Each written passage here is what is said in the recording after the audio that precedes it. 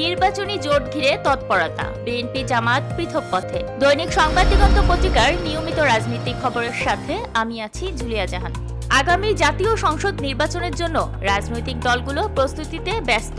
নির্বাচনী জোট ও আসন সমঝোতাকে কেন্দ্র করে গোপন আলোচনা চলছে। দীর্ঘদিনের মিত্র বিএনপি ও জামায়াতে ইসলামী এবার পৃথক পথ বেছে নিয়েছে। বিএনপি বড় জোট গঠনের লক্ষ্য রাখছে এবং ডান বাম ও ইসলামী দলগুলোকে একত্রিত করার চেষ্টা করছে। সম্ভাব্য অংশীদারদের মধ্যে রয়েছে লিবারেল ডেমোক্রেটিক পার্টি, জাতীয় সমাজতান্ত্রিক দল, নাগরিক ঐক্য, গণসংহতি আন্দোলন, ছাত্র সংস্কার আন্দোলন, বাংলাদেশ জাতীয় পার্টি, গণফোরাম ও আরো অন্যান্য দল। জামায়াত সহ ইসলামী দলগুলো পৃথকভাবে জোট বা আসন সমঝোতার মাধ্যমে নির্বাচনে অংশ নেবে। জাতীয় নাগরিক পার্টি উদারপন্থী দলগুলোর সঙ্গে জোট গঠনের দিকে আগ্রহী। বামপন্থী দল ও ইসলামী দলগুলো আলাদা জোট গঠনের তৎপরতা চালাচ্ছে। বিএনপি স্থায়ী কমিটির সদস্য ডক্টর খন্দকার মোশাররফ হোসেন বলেছেন, নির্বাচনের শিডিউল ঘোষণার পর জোট নিয়ে আনুষ্ঠানিক আলোচনা হবে। জামায়াতের সহকারী সেক্রেটারি জেনারেল মাওলানা আব্দুল হালিম জানান, ইসলামপন্থী দলগুলো এক জায়গায় থাকার চেষ্টা করছে। রাজনৈতিক বিশ্লেষকরা বলছেন,